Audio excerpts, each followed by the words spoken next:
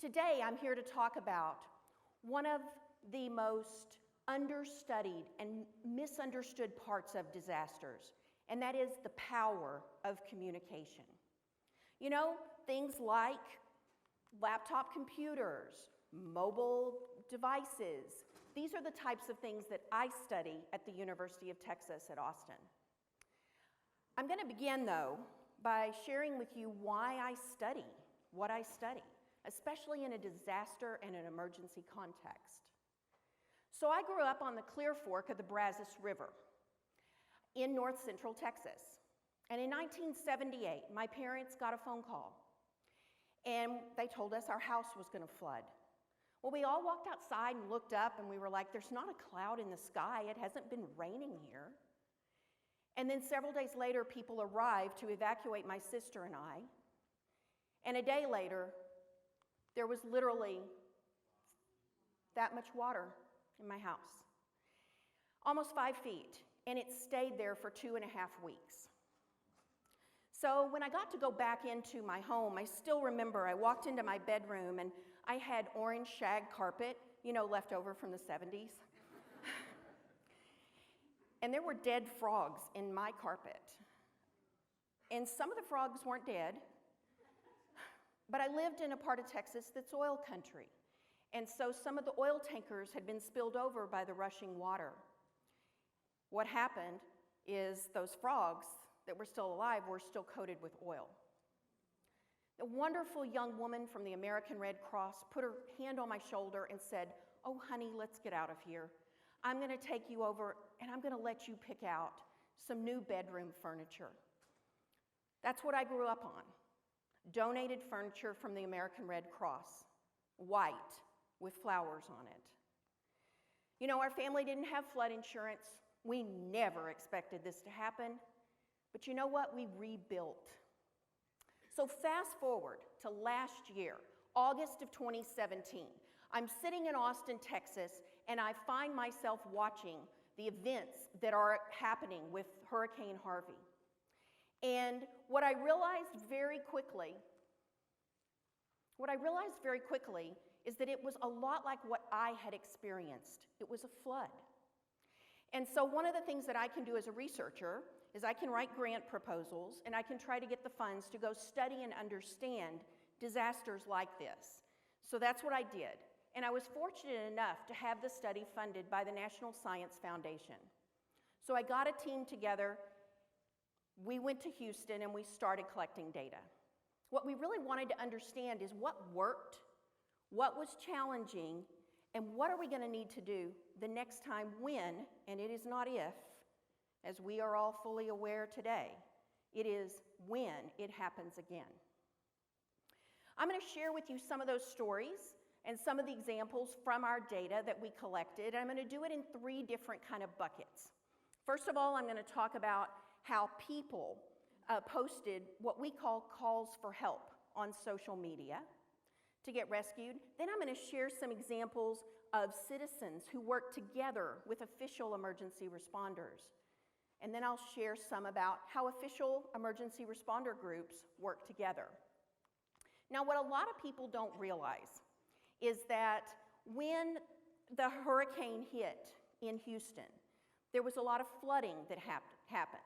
And the flooding came up in different waves.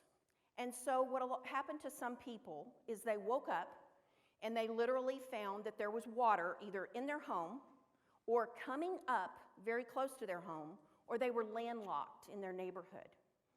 And so some of them called 911 or tried, but a lot of people started posting, "I need rescue, I need help," on social media platforms such as Facebook, Nextdoor, even some platforms such as WeChat.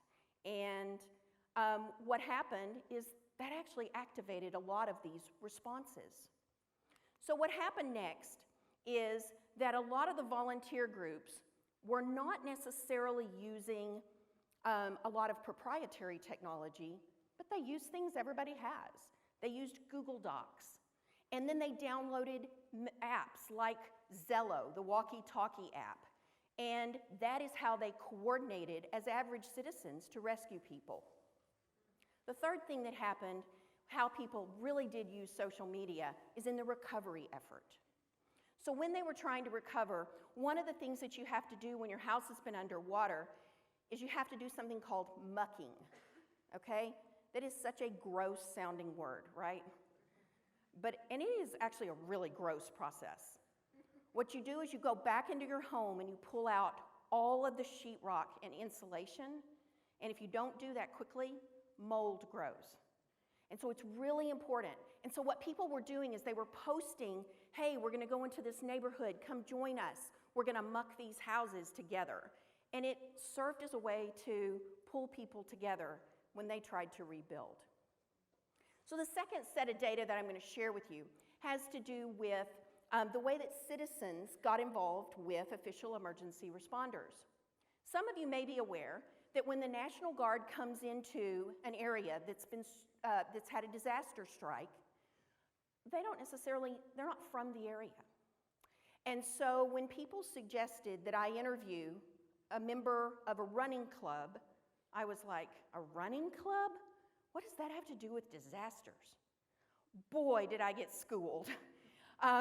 I'll tell you, I know so much more about runners, and this delightful group of runners really taught me a lot about the role they played in rescuing people. So runners often wear some type of a mobile device on their bodies. They know elevation changes in the neighborhood. And when you have a flood that happened like this, the difference between 2 feet can mean water in someone's house or not. The other thing is they know all the back alleys. They know who's in town and who isn't. And so what she did, and there's a picture of her sneakers as she hopped in with the National Guard, and she became their navigator. And she did that for well over a week and helped rescue people in that navigator role. Now, the other thing you've got to realize is that a lot of the official emergency responders come in with these big, robust walkie-talkie units that are weatherproof, and you need that when it's raining outside. However, she couldn't talk to the National Guard's people because they're proprietary systems. So their only option was to exchange personal cell phone numbers. And so whenever things changed and the conditions would make a road be covered in water, they would quickly text each other and plan where they're going to meet. So what we found in our data set is that mobile devices, personal mobile devices, ended up being the way that they could have a shared communication tool. I'll share another example. There was a police officer who was sent out to a neighborhood to try to evacuate a lot of different people. And in the process of being in the neighborhood, he realized that there was a woman with a clipboard. And she was checking things off. He went over and talked with her. Come to find out, she knew everybody in the neighborhood. She knew who had diabetes. She knew who needed to get back in to get their medications. And so what he did, once again, they exchanged personal cell phone numbers, and every day that he went out, he would get an update from this citizen who volunteered her time. So what I've raised here so far, especially in these situations where official emergency responders have these robust radios, is a term called interoperability. That means, do you have the same shared communication tools so you can talk to each other? So the lack of interoperability that we saw throughout all of our data set is actually very concerning. And it's not just concerning between a citizen group and an official responder, it's also concerning between official responders. I'll share my last example from the data set. There were 2 counties that each had these robust radios, right? They needed to coordinate rescues because people needed to be rescued between the 2 counties. They found out that they couldn't talk to each other because they had different proprietary radio systems. Do you know how they solved the problem? With bodies. They put one person from one of the counties with that proprietary system on the boat with the person from the other county, and that is how they had to coordinate so that they could have a shared communication platform. So all the examples that I've shared today have come from Hurricane Harvey in the greater Houston area. but I think we're all aware that disasters of this type are of global concern. So that leads me to ask the question, how do we rethink disaster communication? I'll give you some ideas. First of all, I'm going to talk kind of on a big picture perspective. The main thing that we need to do is we need to be thinking about communication before a disaster hits. Think about this. A lot of times we talk about rebuilding infrastructure to make sure that disasters don't happen, and that's very important. But we also need to fund research, and we need to fund what's happening with communication.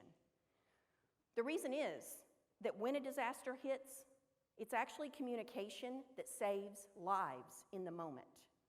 The second thing we need to do is we need to make sure that we are talking with people who speak lots of different languages and from many different cultures. They have to be at the table to have this conversation about communication. I have a bit of a dream that what I'm hoping we will eventually be able to do is have a citizen and young adult, possibly even college student, social media task force that we can activate whenever we need help during a disaster. And the third thing is we need to deal with this interoperability issue. We've known about it for a long time. It's very, very serious, and it's not going away. I'll share 2 personal tips too. I want you all to think, how many of you have thought about communication as part of your disaster preparedness plans? You may have gotten bottled water, you may know about those types of things. I would suggest that we all need to have conversations with friends and family, and we need to make decisions ahead of time about, are we going to post things on social media? Is that the way we want to be rescued? Those conversations are vital. The next tip, which will make a few people uncomfortable, is that now that we have our mobile phones with us all the time, and that's the main way that we're calling people today, battery life is key. You need batteries and backup batteries for your mobile phones because the power often goes out in these types of disasters. So what does Hurricane Harvey have in common, and how is it different from what I experienced on the Clear Fork of the Brazos River in 1978? It's actually a matter of analog communication versus digital communication. So in 1978, we were able to call friends and family. They then called their friends and family. People showed up and rescued us. Furthermore, what people were able to do is members of our church hand wrote their recipe cards for us, and that is what I actually learned to cook on because we'd lost all of our recipe books. That's analog communication. So now let's think about digital communication today. It's lightning fast. What happens is you post one message on social media, your network spreads that message, and all of a sudden thousands of people have heard your call for help within minutes.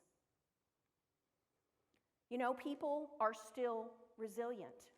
They were in 1978, and they are still today. But what's really amazing and our incredible opportunity is that today we have access to so many different digital communication tools that will help us coordinate, communicate, and save lives. Thank you.